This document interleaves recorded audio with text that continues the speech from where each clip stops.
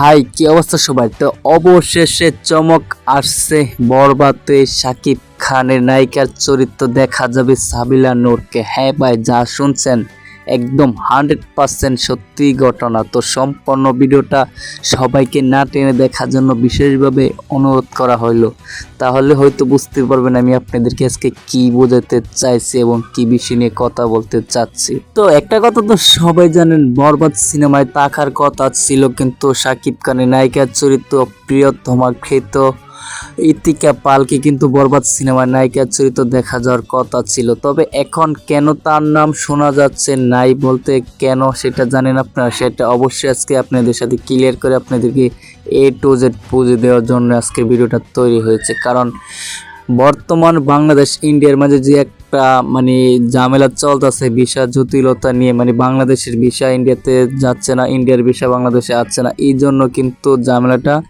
দুই দেশের মাঝে সম্পর্কটা একটু বিচ্ছিন্ন হয়ে গেছে। সেই জন্য ইতিকা পাল কিন্তু বাংলাদেশে আসতে পারছেন না। সেই হিসাবে ইতিকা পালের কপালটা পড়ে গেছে আর সাবিলা নূরের কপালটা খুলে গেছে। এইখানেই হয়েছে প্লাস আর মাইনাস। এবার আপনারা আশা করি বুঝতে পারছেন আমি আপনাদেরকে কি বোঝাতে চাইছি। তবে এখানে কথা আছে, ইতিকা পাল কিন্তু প্রিয়তমা সিনেমাতে যেরকম দুর্দান্ত অভিনয় করে একদম জমা দিছে, প্রিয়তমাটা যে কোন লেভেলে গেছে, সুপার ডুপার ব্লকবাস্টার হিট হয়ে গেছে।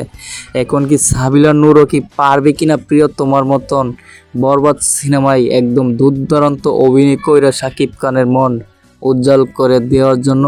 এখন কথা হচ্ছে ভাই, শাকিব খান যে কোন লেভেলের সুপারস্টার মেগাস্টার সেটা তো আপনারা একদম হাতে কলমে প্রমাণ পেয়ে গেছেন। Back to back super duper blockbuster hit cinema, এত ব্যাক টু ব্যাক কোনো নায়ক কিন্তু বিশ্ববাজারে আর দেওয়ার ইতিহাস নাই।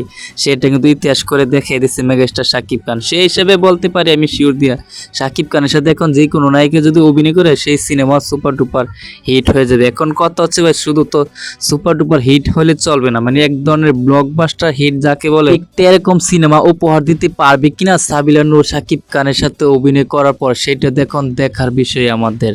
তো যাই হোক, তারপর আপনাদের কি মতামত সেটা কিন্তু অবশ্যই কমেন্ট বক্সে জানাবেন। আর ভিডিওতে একটা লাইক দিয়ে চ্যানেলে নতুন হয়ে থাকলে অবশ্যই চ্যানেলটাকে সাবস্ক্রাইব করে দিয়ে পাশে থেকে বেল আইকন বাজিয়ে দিবেন পরবর্তী ভিডিওর আপডেট পাইতে।